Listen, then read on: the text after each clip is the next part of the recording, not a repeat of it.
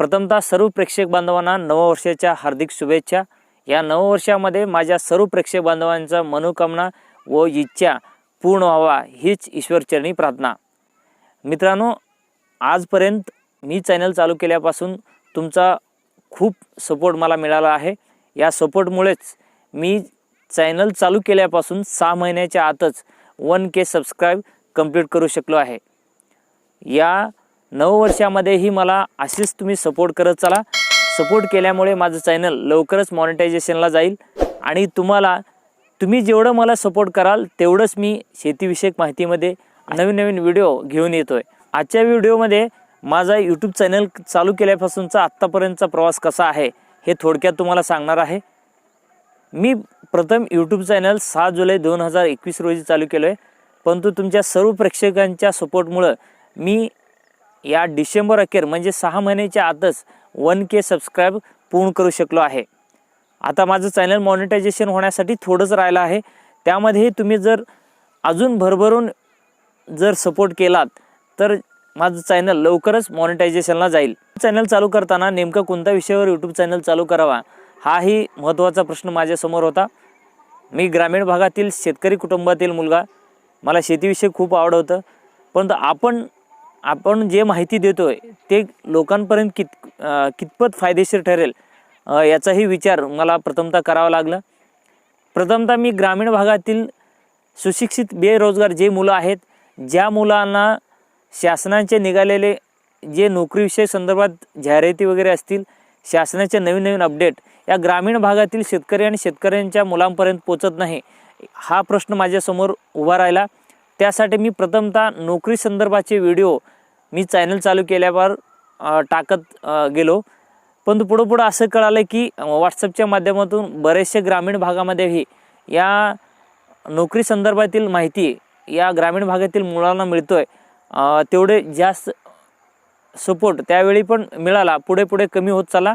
मग त्यानंतरनं मी ठरवलं की नेमकं आपल्या चॅनलवर कुठला सब्जेक्ट घेतलं तर आपलं चॅनल कंटिन्यू व्ह्यूमध्ये येईल अथवा आपलं चॅनल रन होईल, या विषयावर थोडं फार लक्ष केल्यानंतरनं असं लक्षात आलं की ग्रामीण भागामध्ये जी जुन्या पद्धतीने अजून शेती केली जाते, बरेचसे शेतकरी आहेत त्यांनी आपल्या शेतामध्ये नवीन प्रयोग करून जेणेकरून जास्तीत जास्त उत्पादन घेण्याचा प्रयत्न करतात, परंतु बरेचसे शेतकरी असे आहेत की ते लोक त्याच पद्धतीने ते शेती करतात, त्यांना नवीन पद्धतीचा माहिती होत नाही अथवा शेतीविषयक असलेले शासनाचे नवीन योजना त्यांच्यापर्यंत पोहोचत नाही।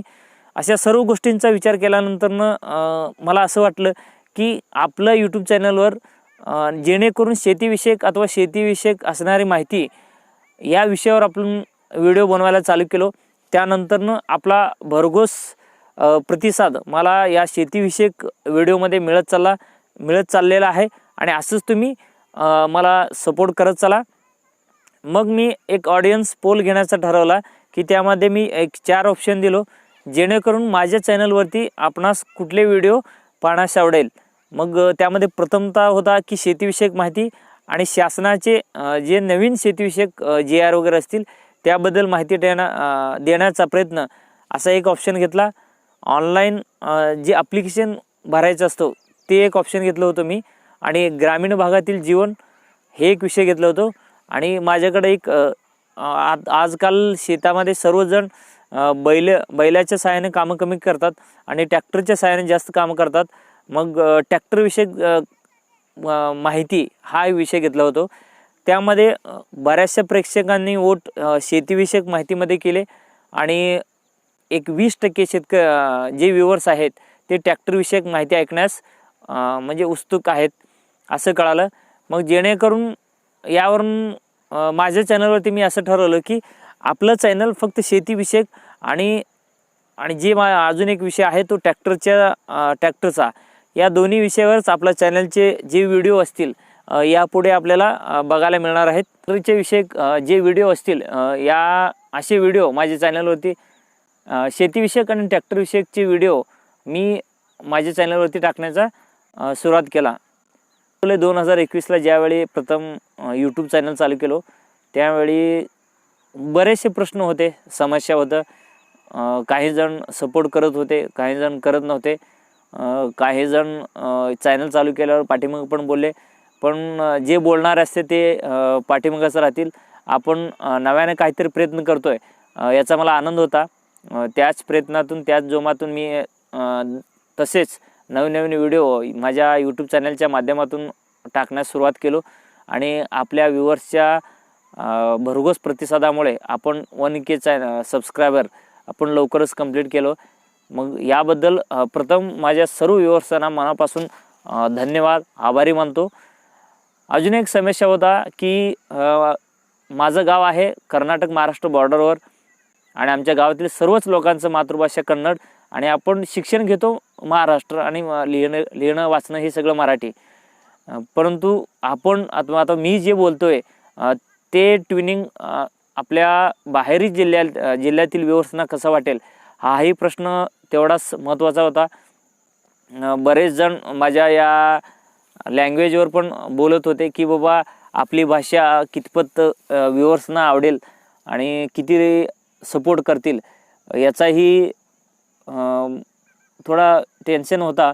परंतु असे कुठलेच बरेचसे व्ह्यूवर होते की जे मराठवाडामध्ये होते, विदर्भामधले होते, जेणेकरून मुंबईमधले पण व्ह्यूवर्स होते जे मला रिप्लाय करत होते. पण कधी त्यांना जाणवलं नाही की बुबा या व्यक्तीच्या ट्युनिंगमध्ये अथवा लँग्वेजमध्ये काहीतरी फरक वाटतो. परंतु कसं आहे, आपली मातृभाषा कशी आहे तो ट्युनिंग आपल्या बोलण्यामध्ये येणारच. आपण भले अमेरिकेमध्ये जन्म घेऊ, कुठं का जन्म घेऊ, परंतु आपली मातृभाषा तर आपल्याला विसरता येणार नाही. मग त्याचा जरी तेवढा प्रभुत्व त्यावेळी बोलताना आलं तरी मला वाटतं त्यात काय फरक पडत नाही. शेवटी आपलं काम आहे, आपली कुठल्या सब्जेक्टवर आपण बोलतोय तो सब्जेक्ट जर व्ह्यूवर्सना कळाला तर बस असं मला वाटतंय. माझ्या या बोलण्याच्या लँग्वेजवर अथवा व्याकरणावर बरेच जण नंतर कमेंट नाही केले परंतु पाठीमागं बोलले. परंतु मी तेवढं त्यांचं मनावर घेतलं नाही. मी माझं काम कंटिन्यू प्रमाणे करत राहिलो आणि माझे व्ह्यूवर्स मी जेवढं अपेक्षा केलं होतं त्याच्यापेक्षा जास्त प्रमाणात मला सपोर्ट केले. असंच तुम्ही सपोर्ट करत चला. माझ्या ऑडियन्स पोल जेव्हापासून मी घेतलो आहे तेव्हापासून मला समजलं की माझे जे व्ह्यूवर्स आहेत ते फक्त शेतीविषयक आणि ट्रॅक्टरविषयक जे माहिती आहेत घेण्यास ते इच्छुक आहेत. त्या पद्धतीचे व्हिडिओ यापुढे माझ्या या यूट्यूब चॅनलच्या माध्यमातून आपणास मिळत जातील. आता जसे सपोर्ट केला तसे सपोर्ट करा. या नववर्षामध्ये मला माझ्या क्रिएटिव्ह गोपी या यूट्यूब चॅनलला तुम्ही भरघोस सपोर्ट कराल अशी आशा बाळगतो. आणि अजून एकदा सर्व प्रेक्षक बांधवांना नववर्षाच्या हार्दिक शुभेच्छा. व्हिडिओ पूर्णपणे पाहत चला. जर आवडत असतील तर जास्तीत जास्त आपल्या मित्रांपर्यंत शेअर करत चला. धन्यवाद. जय हिंद, जय महाराष्ट्र.